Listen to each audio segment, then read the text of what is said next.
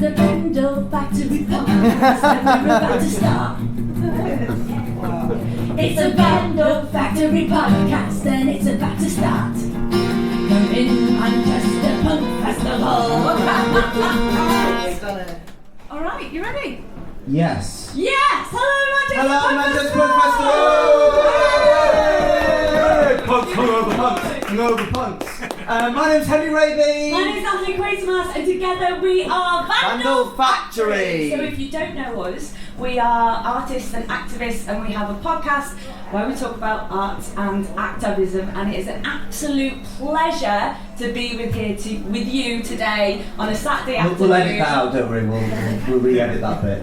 Thank you. It's a pleasure to be with you today. We are recording and you can find our podcast wherever you get your podcasts.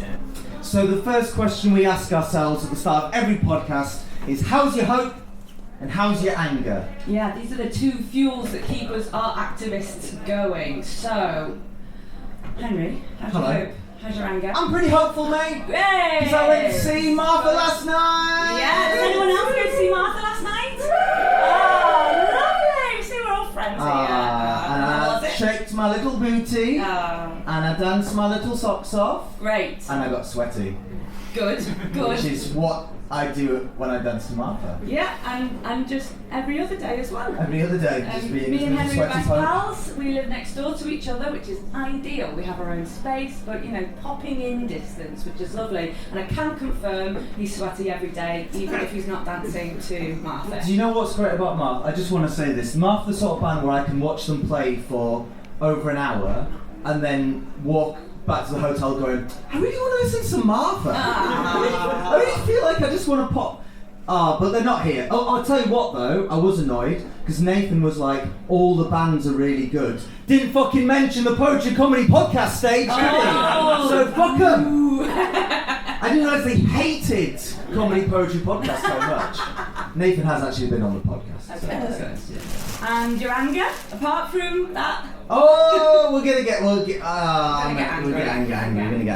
I'm very angry. There's lots to be angry about, isn't there? There's an awful lot to be angry about. Furious. I'm sure everyone here has had lots of long, dark nights of the soul going on here. But then, after the long, dark night in the soul comes the anger. And anger, we turn into action, we get busy, and then we get hopeful. I'm a strong believer that action, we do it because it's good, but also we do it because it's what keeps us sane, half the time, half sane anyway.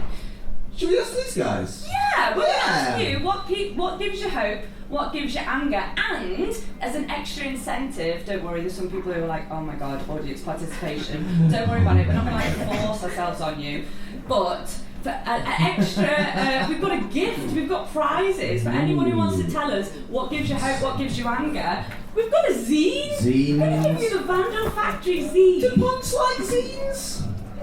I don't know. Punks like zines? You tell me. I'm just a punk tourist, really. I'm more of a hippie dippy chick. You and your Grace Petrie t-shirt. I know. More folk punk, to be honest. But anyway, it's fun to play dress up, isn't it? Who wants a zine? Oh, come on. So for the listeners at home who listen to this podcast in future, everyone immediately put their hands up with enthusiasm. And they're just incredible. so well behaved that they did it in silence. Everyone was just like, yes, I would politely like a zine, please. And I'm happy to tell you what makes me angry. Oh wait, Jay, our sound engineer. Amazing! So Jay, in order to get this precious zine of the Vandal Factory podcast, you have to tell us what gives you hope and what gives you anger. What gives me hope? I don't know. Use the mic, you should know this. What gives me hope is just like binge watching retro gaming videos, stoned. That gives me hope. And what gives me anger is, I don't know, running out of weed while binge watching retro gaming videos. Two sides of the same coin. There we go, thank you very much. Give it up. Thank you. Anyone else, what gives you hope, what gives you anger? Come on. People, my crew from the Poetry Love stage, come on, what gives you hope and anger? Shout it out. Go to them, Henry, go to them. I'm going to go to them. Go to your people. If I'm not too... This is as far as I can go. You can go a bit further. Well, come on, Ross McFarlane, one of the greatest poets Scotland's ever produced. What gives you hope, what gives you anger, my friend? am very hopeful about the fact that this little crew of folk that we come to Manchester with every year is growing bigger and bigger every year.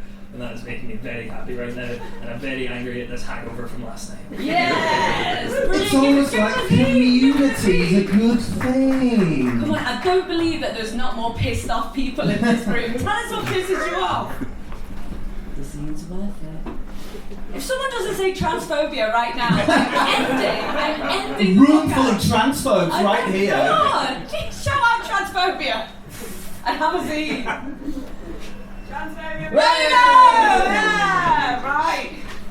Well, that's our job, isn't it, Henry? By the end of the podcast, in the next 50 minutes, you will be so bursting with hope and anger that everyone will be shouting about it, and then maybe we'll give you a singing afterwards. Yeah, you're good. You're a nice punk. What's next? It's time to welcome our first guest of the podcast. They are, I don't know, legend. Well, you described yourself as a legend today for getting on a tram. Natalie was like, mate, I'm 15 minutes away, jumped on a tram like a ledge. Yeah, I did. We're from Leeds. Leeds doesn't have trams. It's a very controversial thing. Leeds really envies the tram system. I don't know if you know this, but there's a real chip on the shoulder of Leeds because they don't have a tram system. They used to have a tram system. They were promised to get the tram system back. It's never manifested. It's a big deal, okay? So I got on the tram and was like, I'm living the dream. If somebody walked in now, they'd be like, Is this Leeds is not transphobic or what? Oh! Transphobic! Well, wow. So please welcome to the stage the greatest heckler of Manchester Punk Festival, Erica Freas! Oh, no, go on. Erica, come sit with us first. Oh, Come okay. sit, we'll have a chat. On a bench. Excuse me for being awkward. How's your festival been so far, Erica? Yeah, good. Really nice. I've never been to Manchester Punk Festival before. Whoa. First impressions? It's a good vibe. There's a lot of people. What do you want from a festival? You've done a lot of touring, a lot of festivals. What are you looking for now? Honestly, it's like I was so excited about running into friends in the street. Oh, it's lovely. That's like the main thing I was thinking about. Food and seeing people that I wasn't going to expect to see, like you guys from Finland who just I ran into People on the from street. Finland? Hello, Yeah, people Maria from and Finland. Tony. Amazing. But you know, you don't know who's going to be in the like mass hordes of people that come to a thing, and then it's so Absolutely, exciting yeah. who you might see. Yeah. And as a society, we are a lot more scattered and spread out, which is brilliant because we know people all over the world and that we can connect with them and have amazing relationships with everyone. But there is a joy when we all come together, and especially when there's a bit of like randomness to it, and Totally. people you're not expecting. That's super exciting. So we're going to hear some music from you today. For anyone who hasn't heard your music before, what can they expect? What's your vibe? What's your I don't scene? know. Like, I feel like that is a really hard question. Like, Start with a guitar. I mean, I love to shred, and I also like love to play beautiful like finger picking. I don't know. I just love to play music, and I don't really mind about the genre. Fantastic. That's something I was thinking about when I was looking at the lineup, and like your solo stuff is really gentle and folky. It does. If I said to someone, listen to this punk artist, they'd be like, what? This, Yeah. but like there is punk in there. Do you think about that when you're like crafting of going, I'm gonna break these like genres a bit, or is it just this is from the heart? I used to think about it a lot more. I used to be in a band called Reviver that I toured a lot in. And when I started playing, like the band came first, and then I got brave enough to start doing solo stuff. So at the beginning of doing solo stuff, I was like, well, I better make it punk because punk is valuable. But guess what? It is, but it isn't valuable. You can be soft and be just as powerful as being like really loud and yelling. And then when you're talking about like what is my vibe, I think my vibe used to be really fucking angry and wanting to change everything, and I still want a better world than the one that we live in, but I see how things have changed a lot in the last like 15 years of my life, and it makes me feel really hopeful, and I feel less like I need to be the one like being like change that, and more like hopeful about just like kind of, I don't know, like more calmly moving into action together and trusting that we're doing that and noticing that we're doing Creating the that. change, being the change in your own life and in your own community. That's what I can see your brain. Yeah. Forgive me if I'm putting words in your mouth, but yeah, it seems like you're manifesting the change in your own life rather than attacking it. Yeah. But I think that is a form of anger. I think anger can look like lots of different things, and people often think that anger has to look a certain way, and you can have calm anger. Yeah, it's you nice. can have smiling anger. I often have the smiling anger. You can see it in my eyes. Well, and also I think that, the thing that I do in my life now is I'm an acupuncturist. I've trained to become an acupuncturist, and what is rad about acupuncture is that it's about creating space. So like, it's about giving perspective and creating space so that you can like have a different relationship with your moods, your pain, your PMS, whatever the thing is. And I feel like that with anger. It's like all the things are still here. The transphobia is still here. The like seemingly horrific and uncrumbleable empires are still here. But if you step back with perspective, there is crumbling going on, and there is expansion towards like safety for like more. There's safety for being more. What am I trying to say? The change is happening. It's just that it's also not happening at the same time. But you can find it if you're looking for it, and that is hopeful. Absolutely. Yeah.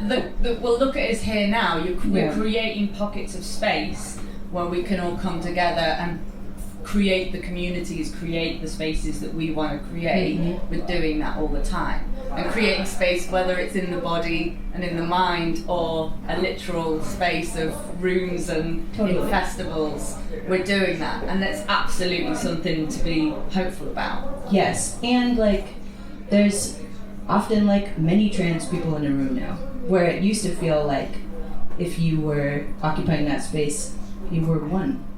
You know, or like there is change happening, even though the anger, the desperation, all of those feelings are still very real and valid, and they do feed into action.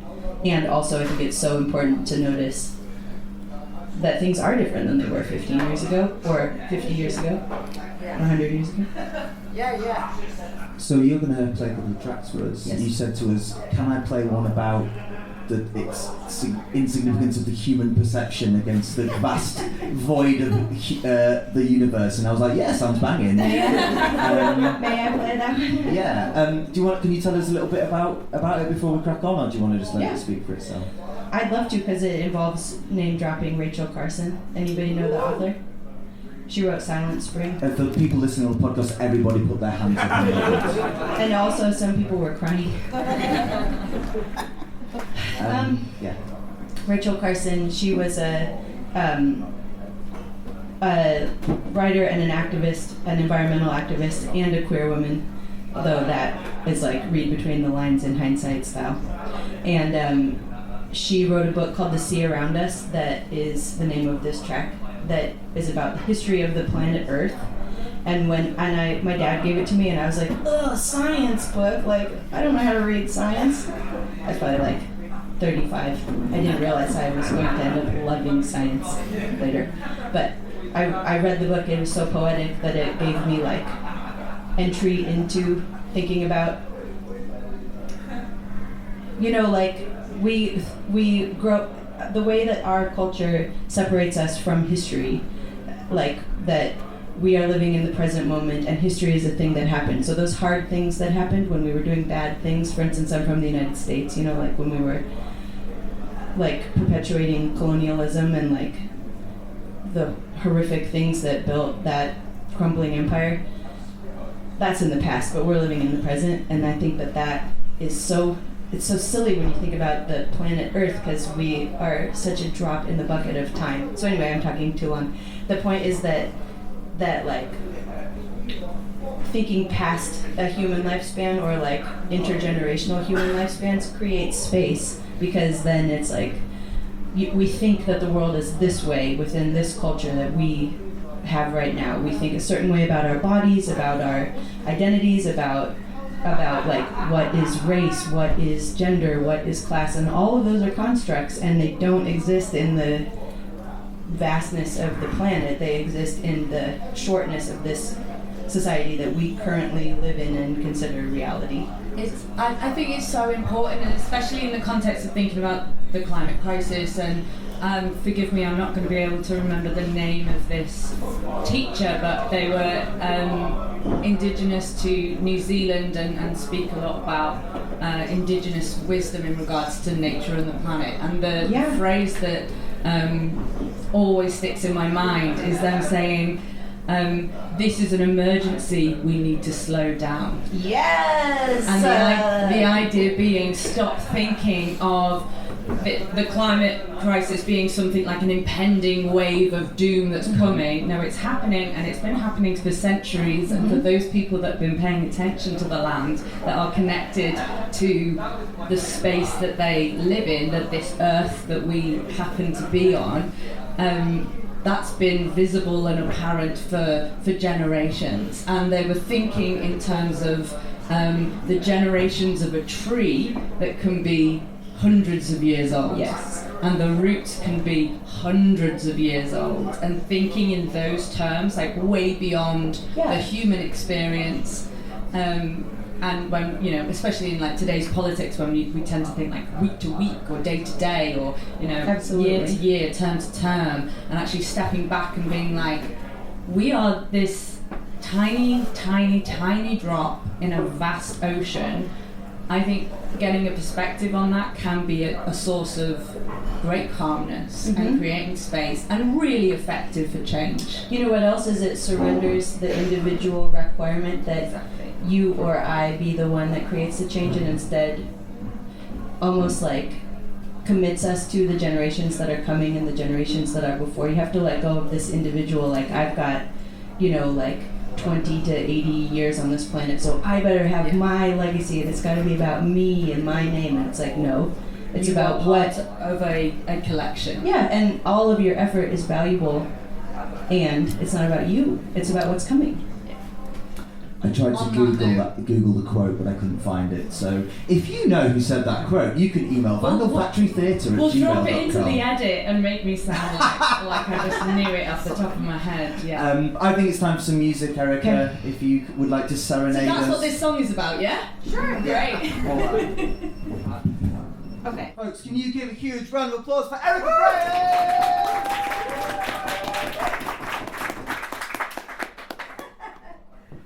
Thanks for coming here this morning to listen to us talk. Okay, let's see. I'm just gonna jump into it.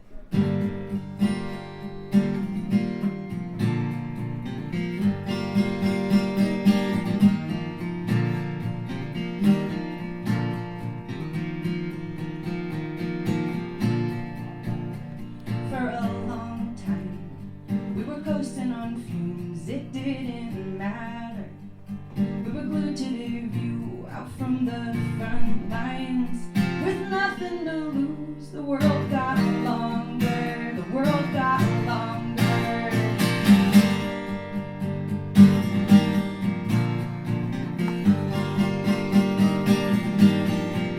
I read an author. She was born in the sky, died not long after.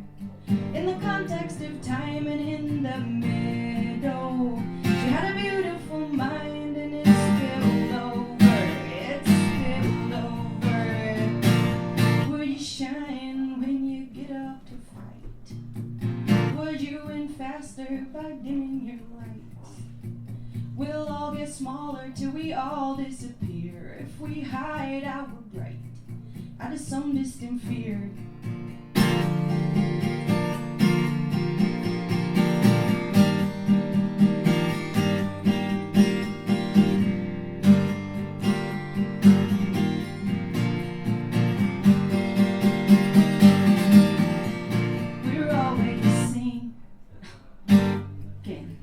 We're We're separate and sore, but deep sea mountains, how are they formed, and do they too start to die?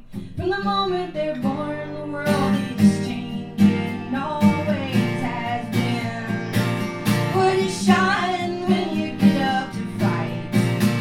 Would you win faster by dimming your lights? We'll all get smaller till we all disappear if we hide our bright out of some distant fear. Yeah, we'll hide our bright, but it'll just be from fear, from fear.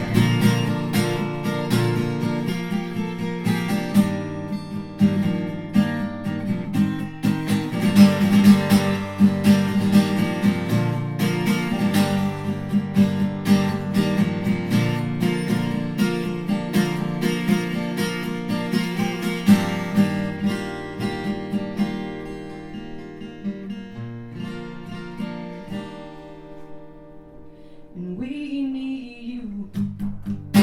We need your beautiful brain, your clever eyeball, your love for the rain, 'cause we've got a lifetime for pushing back against pain. If something's pretty, let it be pretty.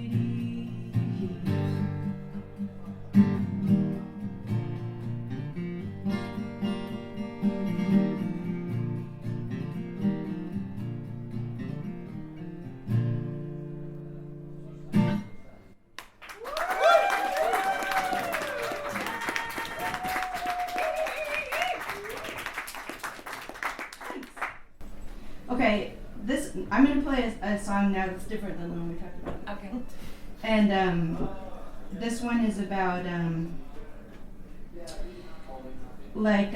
feeling utterly suppressed and then realizing that you actually held the key to release from that suppression, like getting out of the world is happening to me and realizing that you've got agency. That's what this song is about, and it's about me doing that. Okay. The first steps were a walk in the light. The next few tore the day from the night. And there needed to be waves, but they grew so big in size. Scattered my body across the sky, and I won't be undone. I turned my back on the sun. Nothing's ever simple, but the simple truth was that I turned my back on the sun.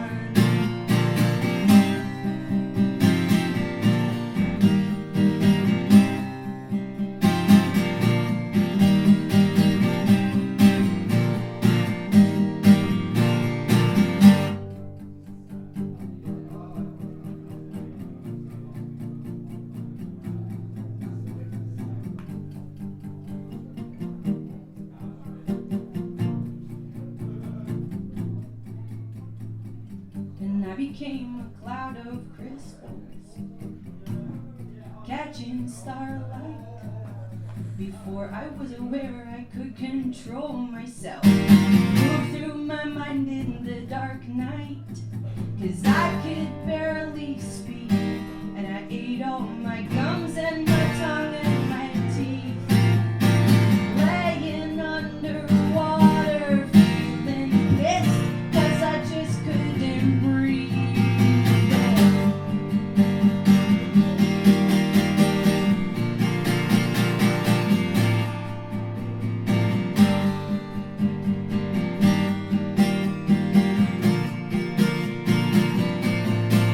After a long time, I opened my eyes, and that was fucking hard, 'cause they were shut so fucking tight.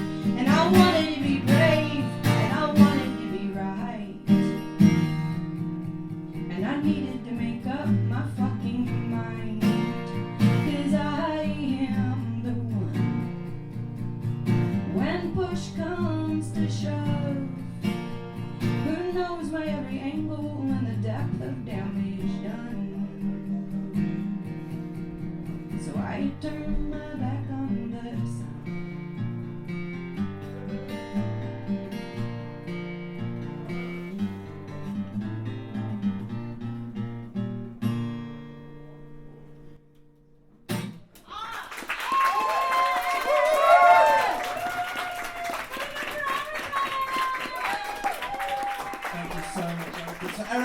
is playing in Cosmics later today, and also doing a solo set as well. So please go check out Erica's band and solo stuff. And can we give it another huge, massive round of applause to Erica Freas!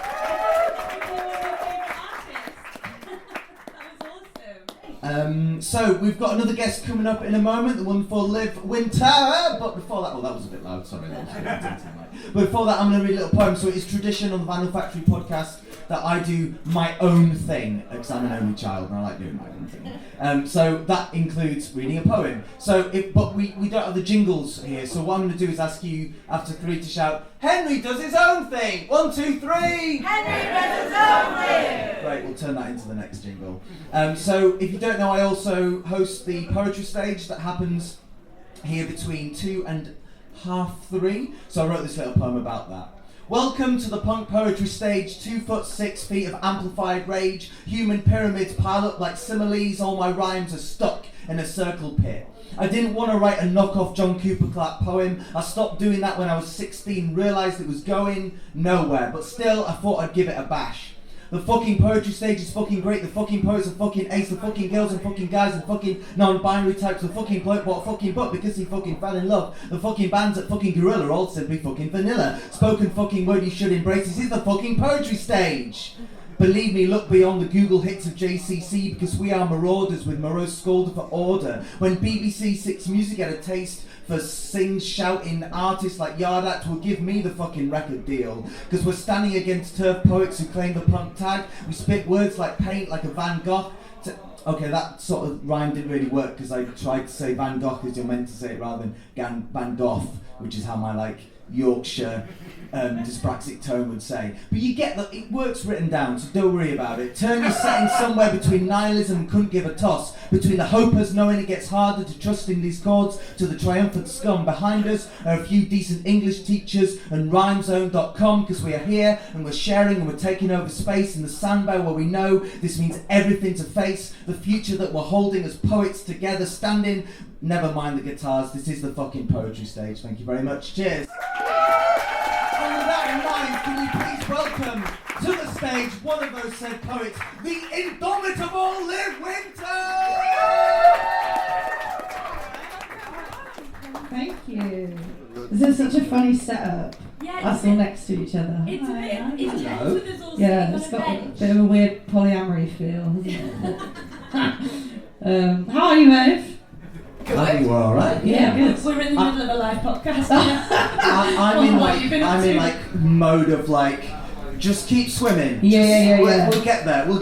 It's going to be fine. Yeah. How about you? How's your festival been so far? Yeah, it's been nice. I played a show yesterday, not at the festival, but at Islington Mill, which is like a fun artsy space. Whenever I'm in a new town, I try and always play a trans surgery fundraiser, and because there's so many people that need it, there's always one. So last night I played one by a collective called Bye Bye Bangers, which was really fun, and then I came and I'm staying with my friends, Menstrual Cramps, and yeah, it's fun. I'm sober, and I'm kind of day 35 today, 5 weeks Wow, today. congratulations! Which is fun, but also yesterday I was like, this is really testing me. But yeah, no, it's nice. It's really nice to be around all the punks, as always. Good for you. Look, the world, it must feel like a very strange and new experience. Yeah, I guess so. I was sober before for 7 months, but then went back to it. I work in nightlife. It's quite a hard world to be sober in. And also, I don't know, I've done a bit of rethinking about it recently. I'm very much an anarchist, and I read a really interesting text about I guess this is maybe what a lot of straight edge people think and feel about, but just anything that society decides should govern your life, you should probably think about. And that was kind of a bit of a light bulb in my head where I was like, oh yeah, that's interesting that I spend so much time drinking and partying, not all of it's fun, and that's just what's expected of me in my life, and I'm not really questioning that. So yeah, it's alright. It's quite boring sometimes. My body is not yet a temple. I keep waking up still tired, so that's a bit of a scam. And I don't go to the fucking gym, so that's it really. But yeah, it's nice. I recommend everyone have a go, even for a Has little any bit. of that come into your artwork yet? You were saying before we started, you're a jack of all trades. You're a poet, you're a musician, you're a theatre maker. tell us, for people who haven't seen anything that you've done before, what can they expect? Yeah, so I've been performing and doing stuff for like 10 years, do a bit of everything. At the moment, the main project I work on encapsulates all of that. So I run a night called How to Catch a Pig, which is like a anti-state violence night in Deptford, and we work with punks, and we work with hip hop artists, and we work with sex workers and drag performers, and kind of just anyone who's told no, we get them on stage. But how it works is I kind of like curate this show, and it has like narration through it and sometimes music that moves through it. So it's a bit like if a punk night out was a musical theatre production. Amazing. So yeah, just basically I like to do things that bring together lots of different people in the room and lots of different people in the audiences. I used to do a lot of musical theatre, dare I say it. I wrote a play about like the history of anti-fascism that had like a two-tone covers band in it, and so it's kind of like tricking people. We're putting on a play, so then the play people come, and then you're like, but there's a special cover band, so then like those people come, and then you're like, and also, you know, there's a drag queen in it, and then those people come, and before you know it, everyone's arguing. It's great. It sounds absolutely amazing. Thank you. Yeah, it's fun. Liv, so your politics seem absolutely, for me, spot on, right? And you're not afraid to throw that into, and I think in the moment there's a little bit of people tiptoeing around stuff and everyone sort of being a bit extra careful. I just wondered where those politics come from. Like, has it grown over time, or did you like find the thing and be like, right, this is my life now?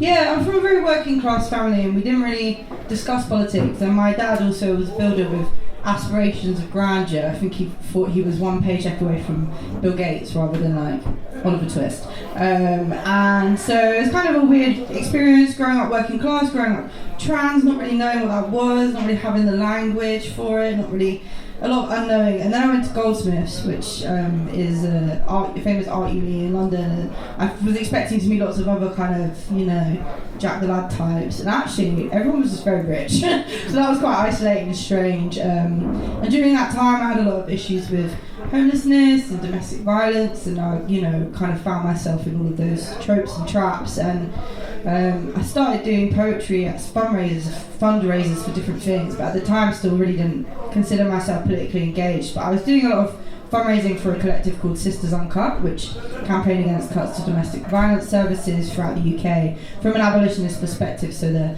theories are around not more criminalisation, but changing the frameworks that lead to violence. And yeah, I got a phone call from them one day being like, and I'm very sure to this day it was a wrong number.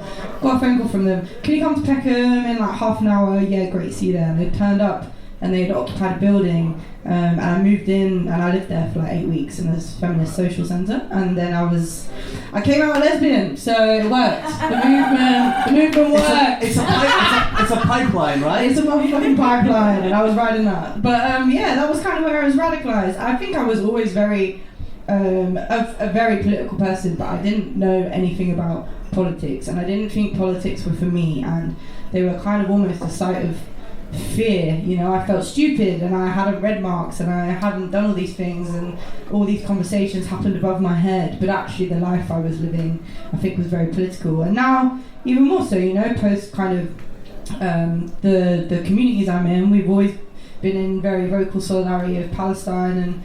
And I, at the end of last year, when the genocide really took away, last year I lost £2,500 worth of work from cancellations. We can't work with you, it's too risky, it's too difficult. And yeah, things are starting to level out a little bit now, but I think in the arts community, like you say, a lot of people are learning the hard way now that you actually can't. People now in the audience are more inclined to look and see whether you are saying anything. Like, at least if you're saying something, we can know whether we like you or not. But people are no longer happy to just, oh, that's my favourite band, but they don't really talk about anything. You can't do that anymore.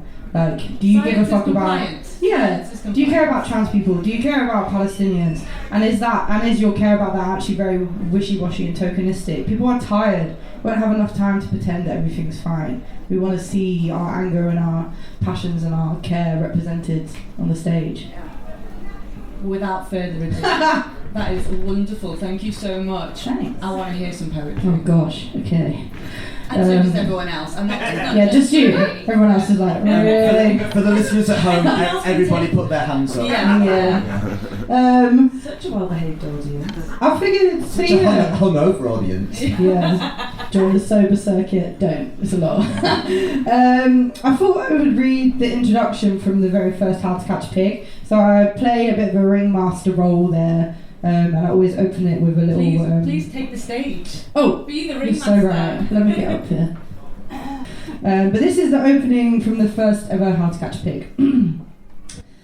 You are invited here today to witness something called scratch performance. That means no one had the time to practice. That means no one had the time to think too deeply, but everyone knew that they wanted to say something. An informal showcase of ideas, of empty threats and the occasional plea for funding. The performers today have been brought together to wrestle with the challenging provocation, how does one catch a pig? These artists have found themselves on each other's radar due to a commitment to grassroots organising and the potency of subculture as a weapon. Together we can organise. What is a revolutionary practice? How does one make art not just outside of the state, but actively against it? How much money do I need from the Arts Council to set fire to a police car? Every night. For a 1-month run at Edinburgh Fringe. What happens when you burn all the Arts Council bridges? It might look fun being provocative and punk, but heed this warning. I am the result of what happens when you use Arts Council funding to make anti-fascist propaganda. You will find yourself, like me, condemned to the streets of New Cross, surviving solely on craft beer. There is a spectre haunting Europe, a spectre called DIY. The mantra has always been, may the bridges I burn light my way. And I think it's fair to say it's looking a little smoky. We have an unhealthy obsession with dismantling things, so perhaps here today we are able to build. For every institution that we burn to the ground, let something, of course, grow in its place. If no one had decided that plays happen in theatres and gigs happen in the pub and your friends hang out in the club and you fight people on the street, then where would you choose to put those things? What if this audience becomes a place where you can make a pact or a promise, a threat? What if you can organise here together? What if, what if, what if? What if? Every year in theatre, somebody, someone, somewhere retells the story of Antigone. Twice a year, maybe even 3 times if you're lucky. And we watch this woman suffer every horror on the earth. Such is the intention of the arts. It is a site for the torture of the marginalised, while the middle classes toss back their heads and laugh. We have become the unfortunate face of catharsis when what we thought we were selling was a story. The institution funds what it can co-opt. Packaged joy, tearful pain. What if we swapped Antigone out for a season and replace her with a police officer? What if in this year, 2022, the only people who die on stage are agents of the state? What would that do? What if, what if, what if? Thank you. Can I do it now or shall I sit down? I've got a set later.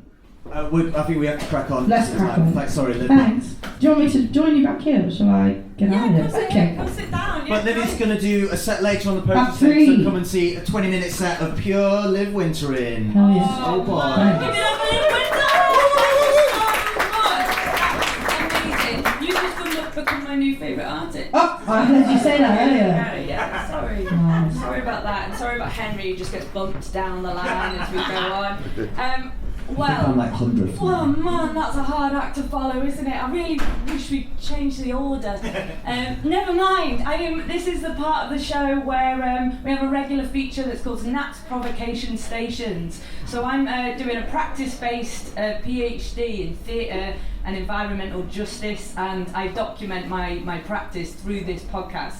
So I try and bring whatever I'm thinking about in terms of arts and activism into the space and put it into kind of day-to-day language. And a lot of the stuff is exactly what Liv's just been talking about, and they've done it more articulately, more like just brilliant than everything I'm about to say. So thanks for that. I'm going to make sure I've got both pieces of paper before I start. That's useful. All right. We don't have the jingle, so can I have everyone go? It's Nat's Provocation Station. 3, 2, 1. It's Nat's Provocation Station. Oh, lovely. You're warming up now. Great. Very nice. Okay, this is my provocation. Most of you, or you might know that me and Henry have been doing our bit for the Leeds Palestine Solidarity campaign, the regular protests that have been going on in Leeds. And today, the 30th of March, is the Palestinian Day of Land. And what a day that is. Because of course, we are now in 2024 coming up to 7 months of watching this genocide and this collective punishment unfurl in front of our eyes. Let me tell you that this genocide is not about religion. This genocide is about land. This land that holds such precious commodities that the world's most powerful people are desperate to get their hands on it, no matter what the cost. This land that acts as a base for Western power and control. This land that an occupying colonial state has been expanding into for decades. This land that grew the world's oldest olive trees. This land that is the birthplace of all Judean faiths. This land on which the Palestinian people have tended to the world's juiciest oranges and watermelons. This land that the Palestinian people have been expelled from since 1948 and beyond. This land that Palestinians continue to die for, while the world watches on. And so today we honour Palestinian land, and there is still, in this country and around the world, a deafening silence from much of the artistic and cultural communities. In fact, some of our most influential cultural institutions have gone beyond silence and actually cancelled Palestinian events. Most of you, I'm sure you'll have seen that the Barbican, they cancelled a Palestinian event and some speakers, and so a group of artists and activists got together and they said, let us speak. They took over the space in the foyer, they took their artists, they took the Debka, they took Palestinian music, they covered the foyer in banners, and they said, if you're going to cancel our voices, then we will bring our voices to you. Solidarity to them. And here in this city, Home have recently also cancelled a Palestinian event, claiming that they are a politically neutral space. Ugh, it's almost boring to keep talking about this, that being politically neutral is something that most of us don't have. It assumes that Palestinian stories can exist in the world without being political. It assumes that that is a privilege that This is a privilege reserved for the rich, white, straight men of the world and the institutions they run. Most of us don't get to be politically neutral. I'll say it, said it once, I'll say it again. If you are politically neutral, if you are silent, you are on the side of the oppressor. So, what are we going to do about it? Well, we're all artists, we're all activists, we're all part of a community, so we do what we do best. We get together, we get organised, and we get creative. So I want to tell you about one specific thing that's come out quite recently, and it's called the culturalintifada.com. And intifada, if anyone doesn't know, means the shaking off of chains. That's all it means. And this movement has come together, a global movement that's been launched as a response to specifically a friend of mine or a kind of colleague who is a producer at the Freedom Theatre in the West Bank, and for 3 months he's been arrested and detained by Israel under no charges other than being a Palestinian who's a community leader who platforms Palestinian voices and voice stories of cultural resistance. And so people around the world are saying, what do we do? So a group of artists have got together and come up with a solution to that. They've organised and put a huge amount of resources and demands and packs of how to get active, how to get creative on this website called culturalintifada.com. And I'm going to read out their demands and you're going to help me. I need to swap from paper to phone. Give me a sec.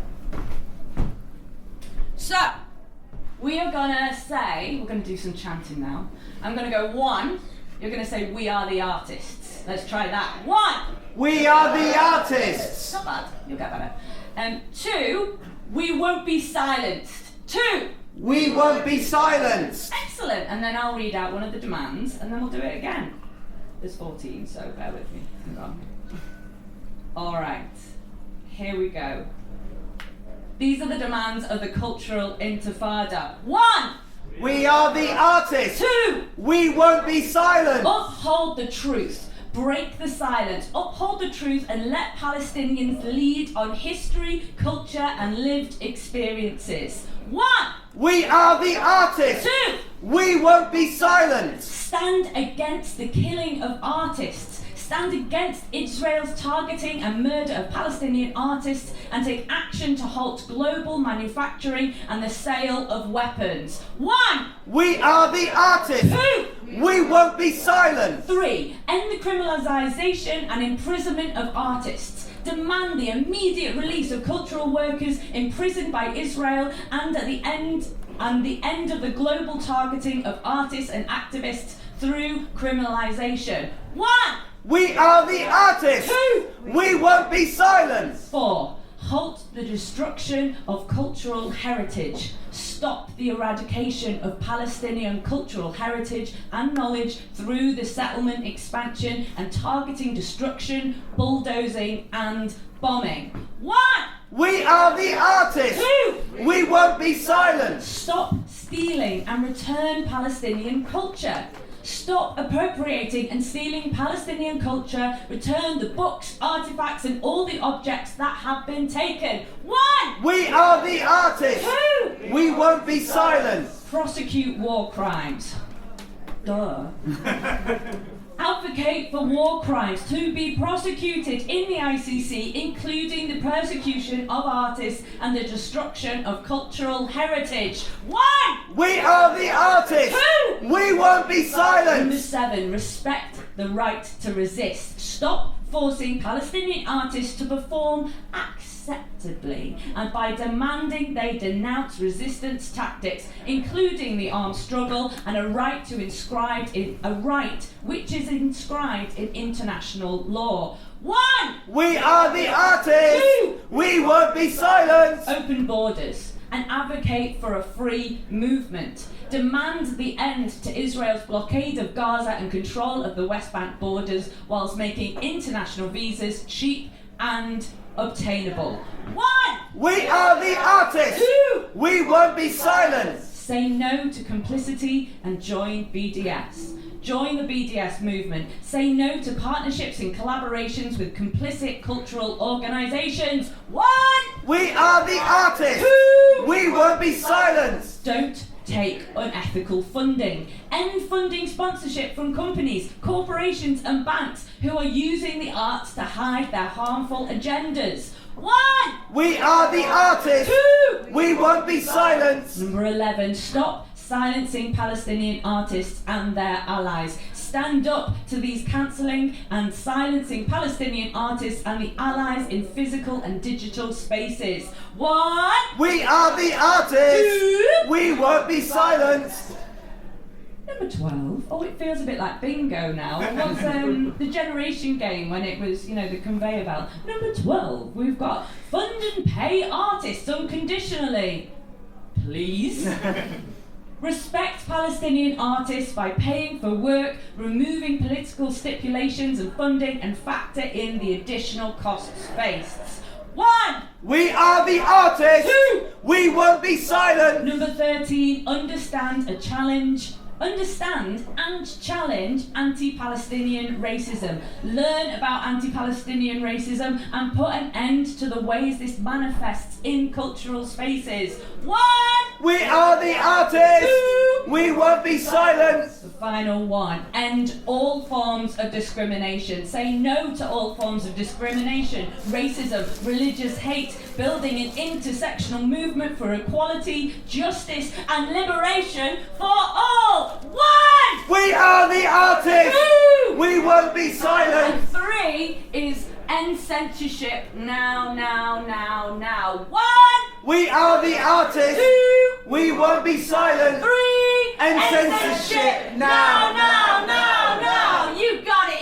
Give yourself a round of applause. Please go and check out culturalintifada.com. The resources are amazing, and as a community, we've got plenty to be doing, right? But they've laid it out. It's very colourful. They've used big print. It's accessible. It's great. So go there, check it out, and make those demands every day of your waking lives. That's Nat's provocation. Thank you very much. I can't believe, Natalie, I can't believe you brought politics into punk. Actually, it's a real shame. I've just realised that as I was standing here, this sort of guitar mic was sort of like at womb level. It was like I should have The been. level was turned down anyway. So. Oh right, okay. So if my ovaries were like grumbling, that's why everyone could hear. Anyway, thanks very much. I'm going to sit down now. We've got a couple of minutes left. I guess I'll just ask you, Liv. You posted recently, a big list of how to boycott, and all the festivals as well. There's, lots of artists have been pulling out of festivals. Is there anything you wanted to add on that? Yeah, I guess as it's not just the responsibility of the artists to do this work. There's also so many ways that as audience members you can be contributing to movements and feeling part of that. And one thing I encourage you all to do this year basically is anything you're going to go to, gigs, festivals, whatever, you can just type the event in and type in partners, and it will come up with everyone that's funding that, everyone. And you'll be able to see whether your festival ticket is contributing to funding genocide.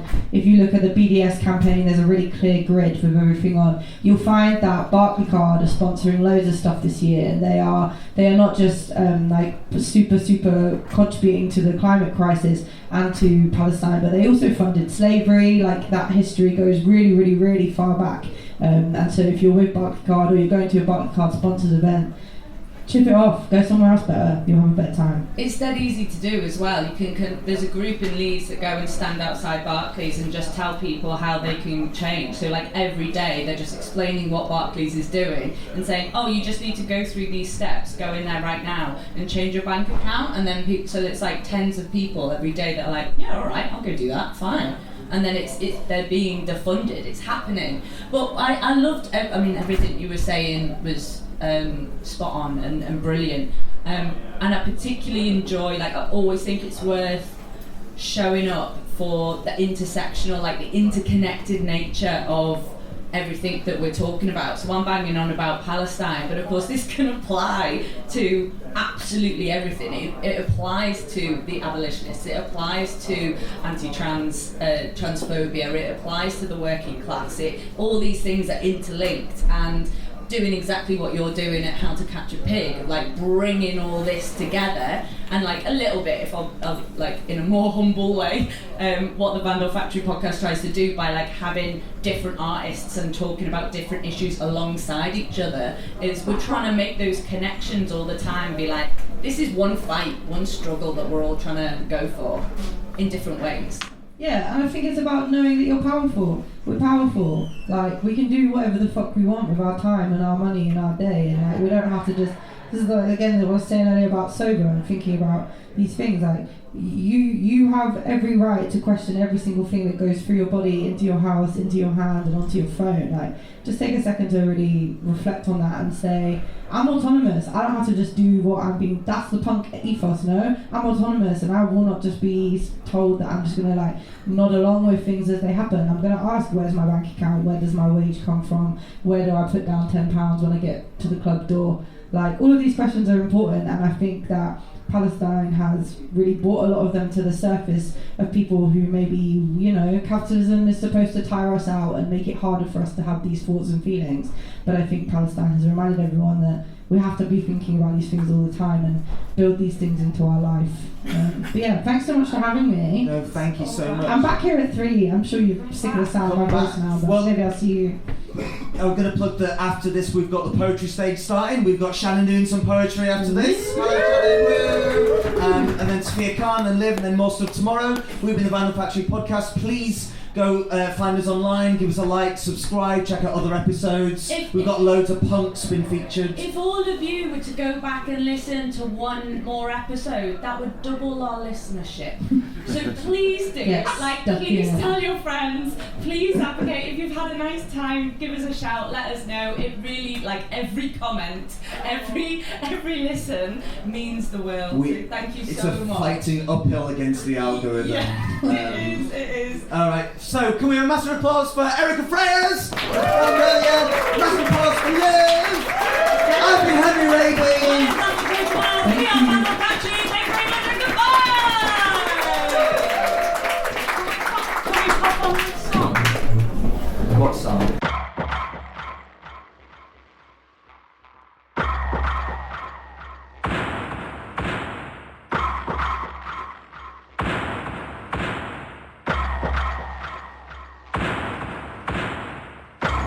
It's 4 a.m. and it's dark and I'm still coming up or going home, or I'm walking somewhere between Dalston and Deptford, and anyway I've been walking. No coat, no jacket. And that's when I feel you before I see you coming up behind me.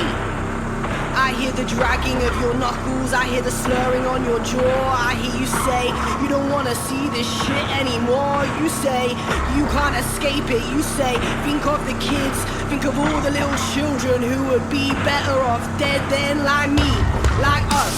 Rather be dead than see this abomination. And I sense that frustration, and your pace start to quicken as you try and hunt me down. Well, let's just see how that works out. I would like to make something clear. I do not dedicate my time to trying to legitimize our identities. I'm not here to convince anyone that we deserve to exist. I'm here to encourage violence. You picked the wrong one.